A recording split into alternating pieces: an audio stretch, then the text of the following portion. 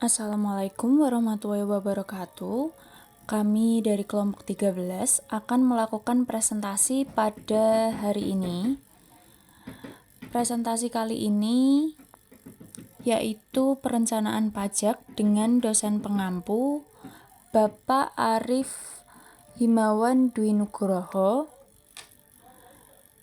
dan anggota kelompok kami, saya sendiri, Abel Pratama Darmawan dengan NIM 21055230008 dari Universitas Tikubang Semarang dengan program studi akuntansi dan dengan tujuan presentasinya yaitu memenuhi nilai ujian akhir semester. Saya Agnes Indriani, NIM 21055230009 dari Universitas Tikubang Semarang, prodi akuntansi. Dari tujuan presentasi ini untuk memenuhi nilai ujian akhir semester.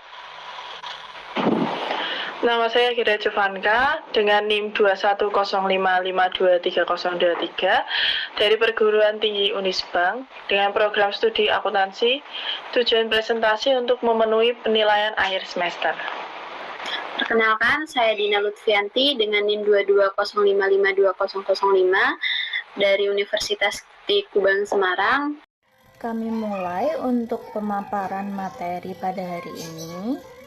Berikut merupakan materi yang akan kami sampaikan. Yang pertama ada manajemen perpajakan, yang kedua ada perencanaan perpajakan, dan yang ketiga ada praktik perencanaan pajak yang mencakup pemilihan metode penyusutan dan transaksi sewa guna usaha.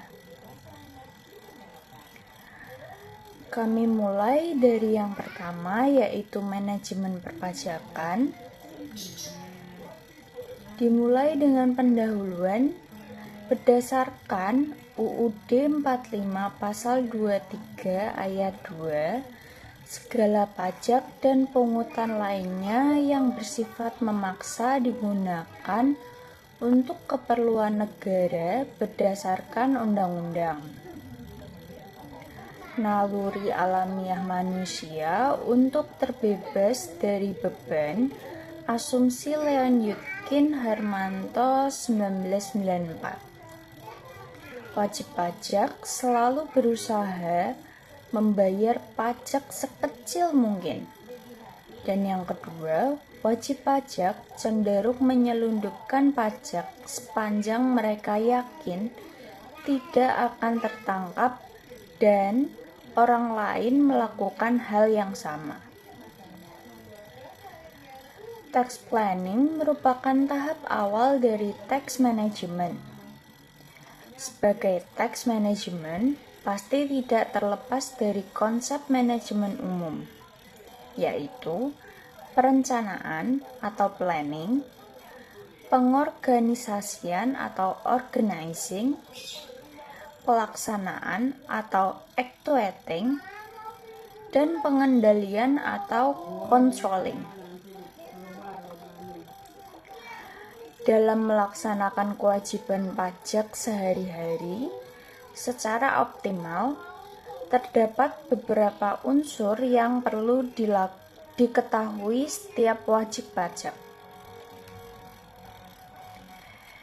Yang pertama ada tax compliance, mematuhi aturan perpajakan administrasi, pembukuan, pemotongan, penyetoran, pelaporan, dan lain-lain. Kemudian ada tax planning, yaitu mengatur akuntansi dan keuangan perusahaan untuk meminimalkan kewajiban perpajakan. Lalu, yang ketiga ada tax litigation, usaha untuk menyelesaikan sengketa pajak dengan Dirjen Pajak, keberatan, banding, peninjauan kembali, dan lain-lain.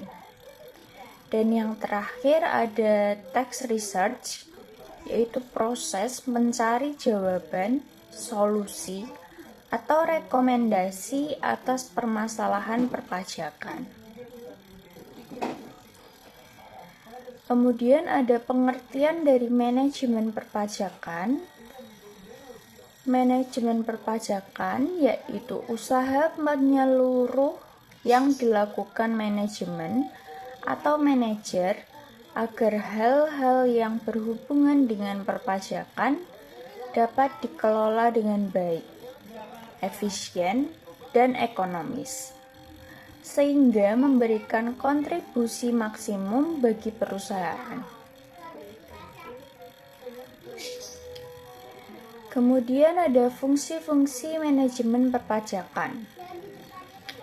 Fungsi pertama adalah perencanaan pajak atau tax planning.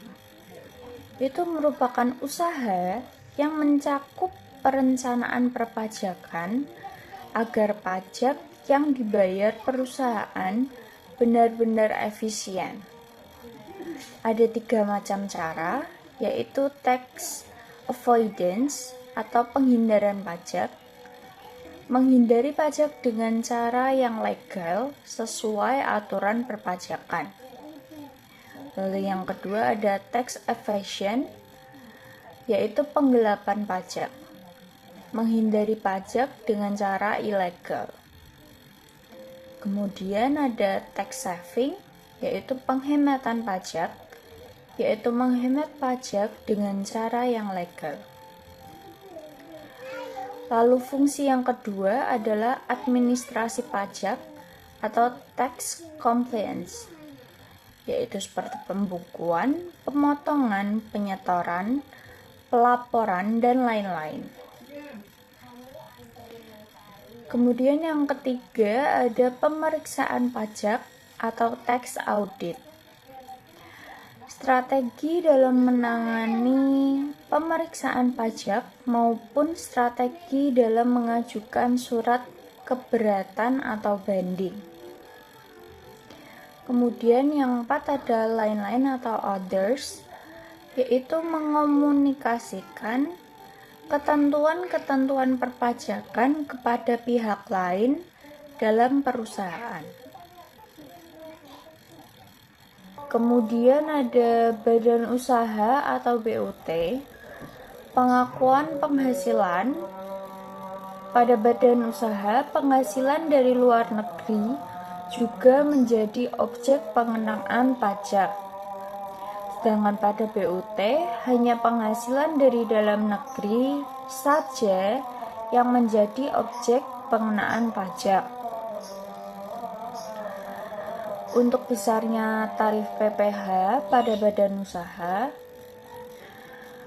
batas peredaran usaha yang sampai dengan 4,8 miliar dikenakan tarif PPh yaitu 50% dikali 25%. Lalu batas peredaran usaha 4,8 miliar sampai dengan 50 miliar dikenakan tarif PPh 50% kali 25% fasilitas, 25% tidak dapat fasilitas. Kemudian batas peredaran usaha yang lebih dari 50 miliar dengan tarif PPh dikenakan yaitu 25%. Sedangkan besarnya tarif PPh pada BUT yaitu 25% atau branch profit tax 20% atau sesuai P3B yaitu perjanjian pengenaan pajak berganda atau tax treaty. Kemudian pada bentuk CV atau PT, pengakuan biaya gaji bagi pemiliknya, CV, tidak dianggap sebagai biaya, sedangkan pada PT dianggap sebagai biaya. Seperti contoh, keterangan penghasilan bentuk PT 500 juta dan bentuk CV 500 juta. Lalu koreksi fiskal atau gajinya bentuk PT 0 pada CV 400 juta. Lalu pada PKP bentuk PT 500 juta dan bentuk CV 900 juta. Maka PPh terhutangnya pada bentuk PT yaitu 62.500.000 dan pada CV yaitu 112.500.000. Perlakuan keuntungan pada CV, pembagian keuntungan tidak terhutang PPh. Sedangkan pada PT, pembagian keuntungan dividen terhutang PPh bila kepemilikan 25%. Untuk materi selanjutnya akan disampaikan oleh teman saya. Selanjutnya ada bentuk badan usaha. Yang pertama ada PT atau perseroan terbuka. Perseroan terbuka, PT yang telah melakukan penawaran umum saham dan tercatat di Bursa Efek Indonesia, yaitu dengan pertimbangan PPh, PT sebesar 25% dan PT terbuka sebesar 20% jika memenuhi syarat, yaitu yang pertama, minimal 40% saham dimiliki oleh publik dan dimiliki paling sedikit 300 pihak dan masing-masing pihak hanya boleh memiliki saham kurang dari 5%. Lalu kondisi tersebut harus dipenuhi paling singkat 183 hari dalam 1 tahun. Yang kedua ada koperasi. Koperasi adalah badan usaha yang mengorganisasikan pemanfaatan dan pendayagunaan sumber daya ekonomi anggotanya atas dasar prinsip-prinsip koperasi dan kaidah usaha ekonomi untuk meningkatkan taraf hidup anggota pada khususnya dan masyarakat daerah kerja pada umumnya. Dengan demikian, koperasi merupakan gerakan ekonomi rakyat dan sokok guru perekonomian nasional. Contohnya ada IAI dan Standar Akuntansi Keuangan. Bentuk badan usaha yang ketiga adalah pertambangan PPh, yaitu penghasilan koperasi atau SHU dikenakan tarif PPh badan sama dengan badan usaha lain. Bunga koperasi berikut ini adalah perhitungannya. Bunga simpanan kurang atau sama dengan 240.000 per bulan tidak dikenakan PPh pasal 4. Bunga simpanan yang lebih dari 240.000 per bulan dikenakan PPh pasal 4 sebesar 10%. Untuk perhitungan bank, simpanan kurang atau sama dengan 7.500.000 tidak dikenakan PPh pasal 4. Lalu jika ada simpanannya lebih dari 7.500.000 dikenakan PPh pasal 4 sebesar 20%. Pembagian SHU tidak dikenakan PPh pasal 23.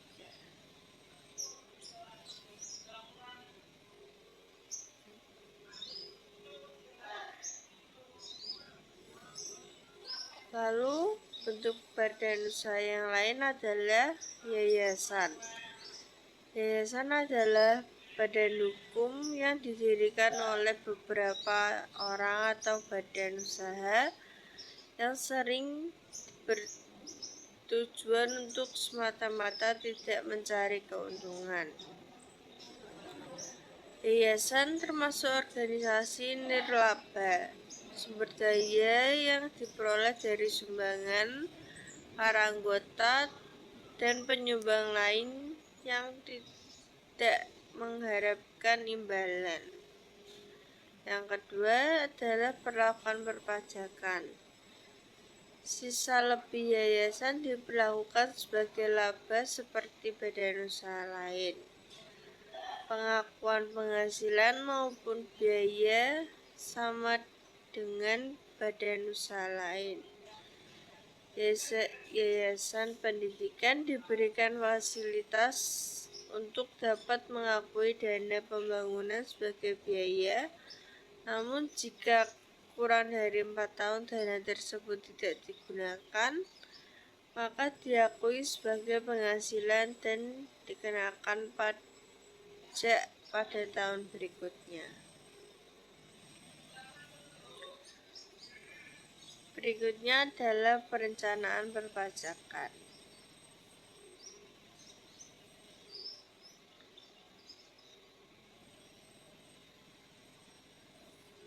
Pengertian perencanaan perpajakan.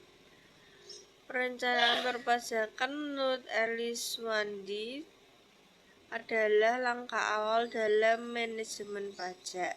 Pada tahap ini dilakukan pengumpulan dan penelitian terhadap peraturan perpajakan agar dapat diseleksi jenis tindakan penghematan pajak yang akan dilakukan.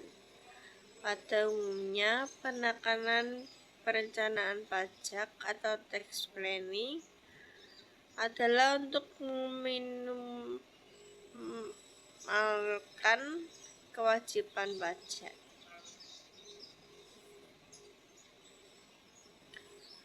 Lalu berikutnya ada motivasi perencanaan pajak.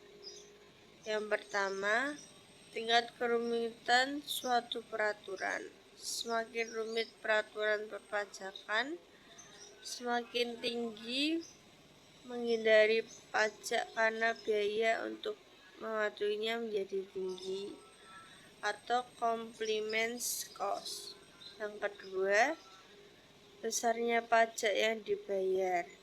Makin besar jumlah pajak yang harus dibayar, semakin tinggi kecenderungan untuk memperkecil pajak.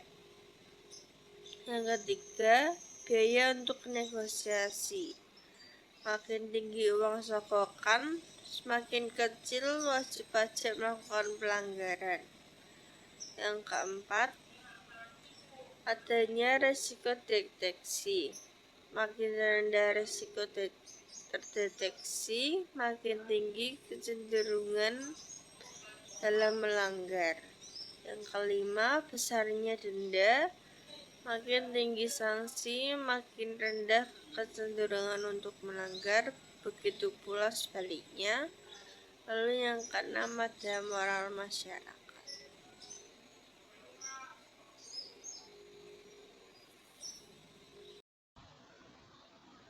Selanjutnya kita akan membahas mengenai manfaat, tujuan, dan juga syarat tax planning yang baik. Kita akan membahas dari manfaatnya terlebih dahulu.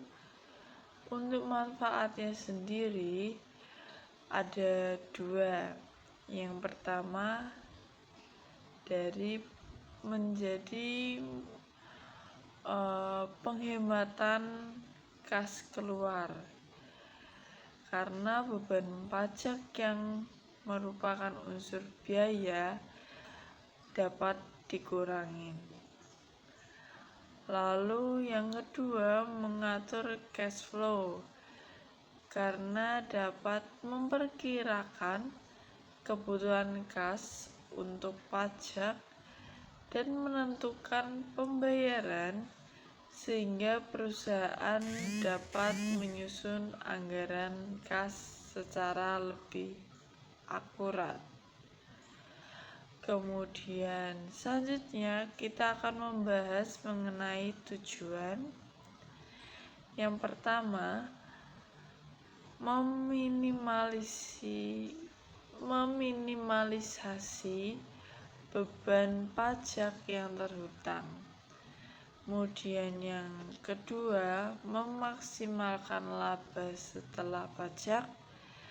Yang ketiga, meminimalkan terjadinya kejutan pajak jika terjadi pemeriksaan pajak. Kemudian yang terakhir, memenuhi kewajiban perpajakan secara benar, efisien, dan juga efektif. Kemudian di sini ada syarat tax planning yang baik. Yang pertama, tax planning tidak melanggar ketentuan perpajakan, di mana rekayasa pajak bukan tax evasion. Kemudian yang kedua, di mana secara bisnis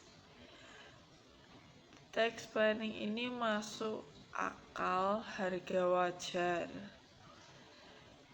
Kemudian ada bukti pendukung kontrak, PO, invoice, faktur pajak, dan DO.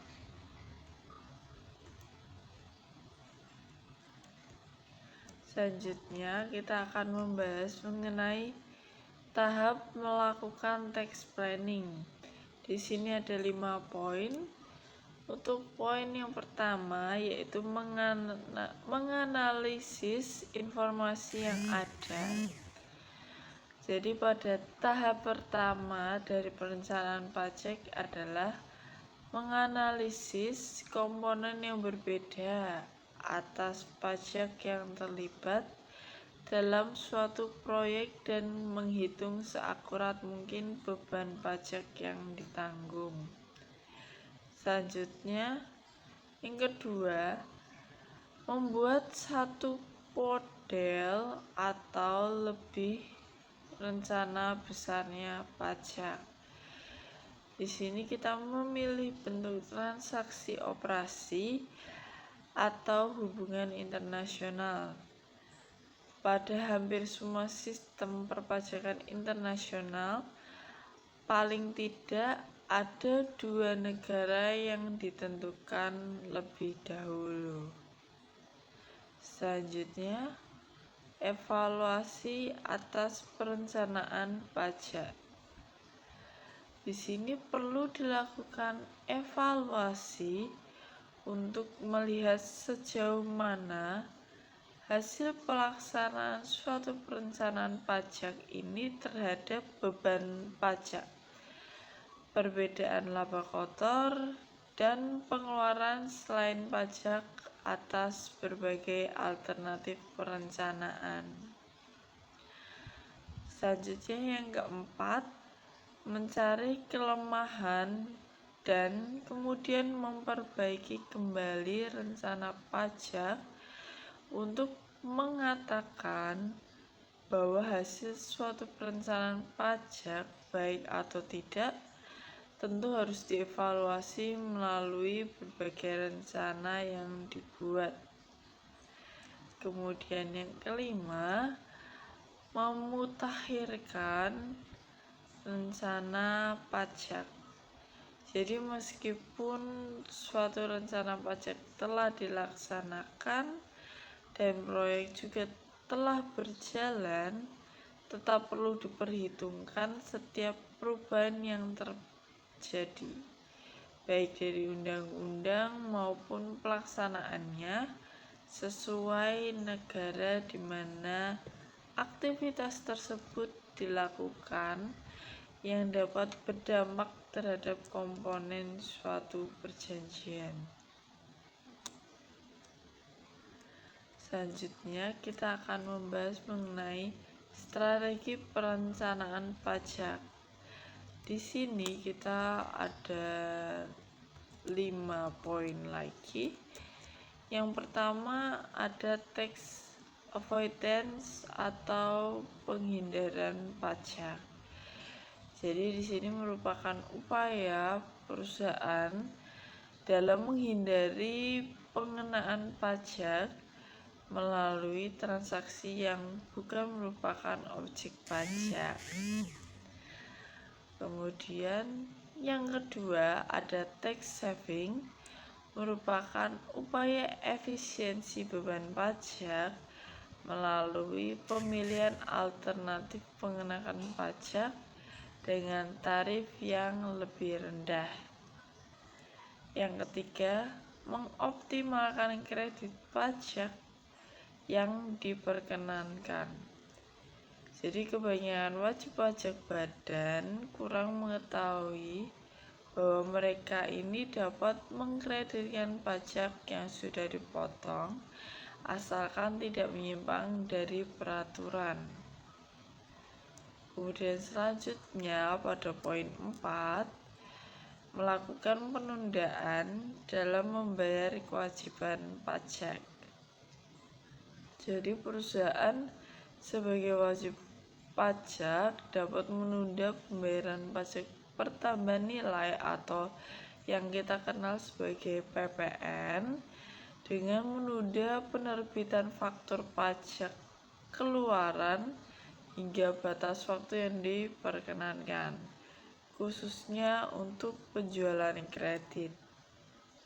Kemudian yang kelima, menghindari pelanggaran atas peraturan perpajakan. Jadi wajib pajak badan harus menguasai peraturan pajak yang berlaku agar terhindar dari timbulnya sanksi perpajakan berupa sanksi administrasi seperti denda, bunga, atau kenaikan hingga sanksi pidana. Selanjutnya di sini kita akan membahas mengenai jenis-jenis tax planning. Di sini ada 2, dilihat dari jenisnya, yaitu yang pertama ada national tax planning dan yang kedua international tax planning. Nah, untuk national tax planning ini prakteknya berpedoman pada undang-undang domestik. Jadi perencanaan pajak jenis ini biasanya dilakukan oleh wajib pajak badan yang hanya memiliki usaha di Indonesia saja atau melakukan transaksi dengan wajib pajak dalam negeri saja. Kemudian untuk international tax planning biasanya dilakukan oleh wajib pajak badan yang memiliki kegiatan usaha di dalam negeri dan di luar negeri. Perencanaan pajak ini dilakukan jika wajib pajak melakukan transaksi tak hanya dengan wajib pajak dalam negeri, tetapi juga dengan wajib pajak di luar negeri. Berbeda dengan national tax planning, international tax planning harus turut memperhatikan undang-undang atau perjanjian pajak dari negara-negara yang ikut terlibat. Selanjutnya kita akan membahas mengenai praktik perencanaan pajak yang akan dijelaskan oleh teman saya. Baik, yang selanjutnya adalah pemilihan metode penyusutan. Berjalannya waktu, aset tetap kecuali tanah akan semakin berkurang kemampuannya untuk memberikan jasa. Berkurangnya kapasitas otomatis akan membuat nilai aset tetap tersebut berkurang. sebagai unsur pengakuan atas penurunan aset tetap berwujud dialokasikan ke dalam penyusutan atau depreciation. Penyusutan adalah ketentuan akuntansi bagaimana melakukan pencatatan atas biaya perolehan aset tetap berwujud menjadi beban secara sistematis dan rasional dalam periode-periode di mana perusahaan mengharapkan manfaat dari penggunaan aset tersebut dan diterapkan secara konsisten dan taat asas. Metode penyusutan dalam ketentuan Undang-Undang Perpajakan menurut Pasal 11 Undang-Undang PPH dibagi menjadi 3. Yang pertama adalah metode garis lurus. Metode yang digunakan untuk menghitung penyusutan yang dilakukan dalam bagian-bagian yang sama besar selama masa manfaat yang ditetapkan bagi harta tersebut. Yang kedua adalah metode saldo menurun atau declining balance method. Metode yang digunakan untuk menghitung penyusutan dalam bagian-bagian yang menurun dengan cara menerapkan tarif penyusutan atas nilai sisa buku. Sisa buku tersebut pada akhir masa manfaat harus disusut sekaligus. Metode ini tidak dapat digunakan untuk menghitung penyusutan atas bangunan. 3 adalah metode umur ekonomis atau sum of years digit method. Aset yang didasarkan pada perkiraan umur ekonomis aset tersebut. Umur ekonomis adalah periode waktu yang diperkirakan aset dapat digunakan secara efektif dalam kegiatan usaha. Dalam hal wajib pajak memilih menggunakan metode saldo menurun, di mana nilai sisa buku pada akhir masa manfaat harus disusutkan sekaligus. Sesuai dengan pembukuan wajib pajak, alat-alat kecil atau small tools yang sama atau sejenis dapat disusutkan dalam satu golongan. Penyusutan dimulai pada bulan dilakukannya pengeluaran, kecuali untuk harta yang masih proses pengerjaan. Penyusutan dimulai pada bulan selesai pengerjaan harta tersebut.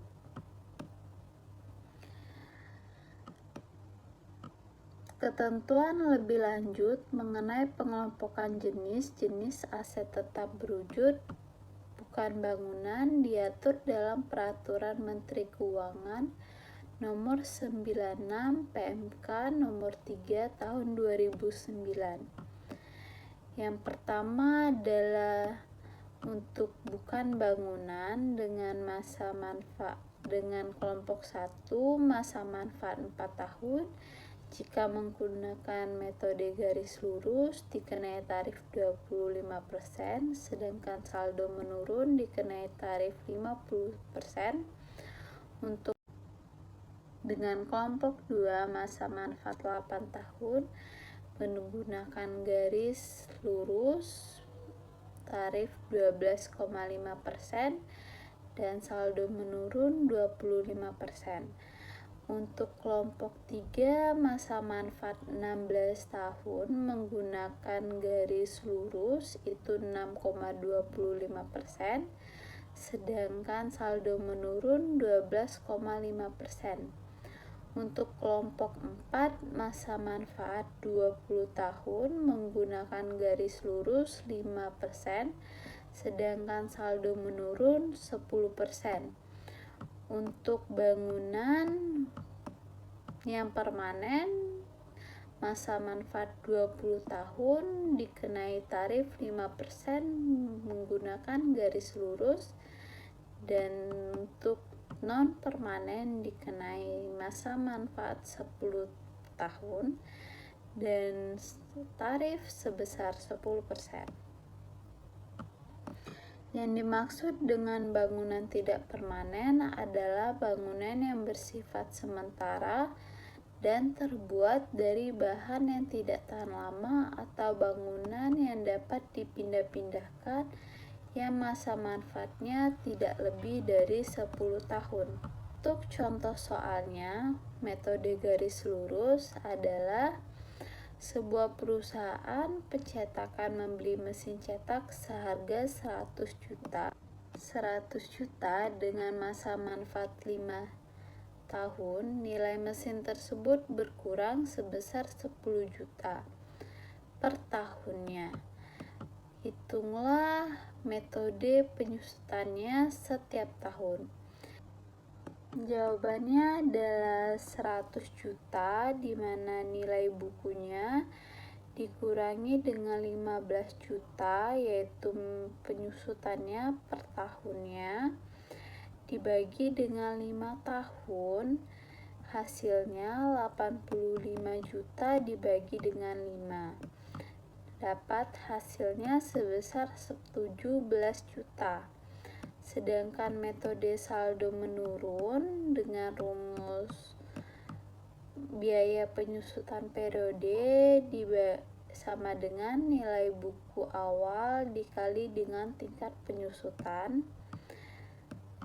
Contoh soalnya adalah jika perusahaan membeli mesin dengan harga perolehan 100 juta dan tingkat penyusutan adalah 20%, maka penyusutan di tahun pertama akan menjadi 20 juta karena 20 juta dari 100%. Di tahun kedua penyusutan akan menjadi 16 juta. 20 juta dari 80 juta karena setiap tahunnya dikurangi dengan 20 juta, yaitu yang selanjutnya adalah transaksi sewa guna usaha. Sewa guna usaha adalah suatu kontrak antara lessor atau pemilik barang modal dengan lessee pengguna barang modal. Sewa guna usaha dibedakan menjadi sewa guna usaha dengan hak opsi dan sewa guna usaha tanpa hak opsi. Ditinjau dari teknis pelaksanaannya, transaksi sewa guna usaha dapat dilakukan secara langsung atau direct lease maupun dengan cara penjualan dan penyewaan kembali, sell and lease back. Perlakuan perpajahan untuk transaksi sewa guna usaha. Jumlah pembayaran sewa guna usaha selama masa sewa guna usaha pertama ditambah dengan nilai sisa barang modal harus dapat menutup harga perolehan barang modal dan keuntungan lessor. Masa sewa guna usaha ditentukan sekurang-kurangnya 2 tahun untuk barang modal golongan 1, 3 tahun untuk barang modal golongan 2 dan 3, dan 7 tahun untuk golongan bangunan. Perjanjian sewa guna usaha memuat ketentuan mengenai opsi bagi lease. Dalam pasal 16 Keputusan Menteri Keuangan nomor 1169 /KMK titik 01/1991 mengatur mengenai ketentuan perpajakan bagi lease yang melakukan transaksi finance lease. Yang selanjutnya adalah akuntansi untuk sewa guna usaha dengan hak opsi. Yang pertama, pembayaran jaminan dibukukan sebagai piutang kepada lessor. Kedua, nilai tunai dari seluruh pembayaran sewa guna usaha dan nilai sisa dibukukan sebagai aset tetap dan kewajiban sewa guna usaha. Ketiga, tingkat diskonto yang digunakan untuk menghitung nilai tunai adalah tingkat bunga yang dibebankan oleh lessor atau tingkat bunga yang berlaku pada awal sewa guna usaha. Keempat, pembayaran sewa guna usaha yang dilakukan selama jangka waktu kontrak dialokasikan dan dibukukan sebagai angsuran pokok dan beban bunga. Kelima, aset tetap sewa guna usaha yang dikapitalisasi selanjutnya diamortisasi selama taksiran umur ekonomisnya dengan menggunakan metode yang sama untuk aset sejenisnya. 6. Pada akhir tahun harus dilakukan penyesuaian terhadap bunga akrual amortisasi sewa guna usaha akhir tahun dan amortisasi keuntungan modal dan kerugian modal. Ketujuh, dalam laporan keuangan disajikan sebagai bagian dari kewajiban dan diklasifikasikan sebagai kewajiban jangka pendek dan kewajiban jangka panjang sesuai dengan praktik yang lazim untuk list. Kelapan, apabila dilakukan transaksi jual dan sewa kembali, maka selisih harga jual dengan nilai buka aset dibukukan sebagai keuntungan atau kerugian yang ditangguhkan, yang harus diamortisasi secara proporsional. Yang selanjutnya adalah perencanaan pajak untuk sewa guna usaha. 1. Membeli secara langsung atau sewa guna usaha dengan hak opsi.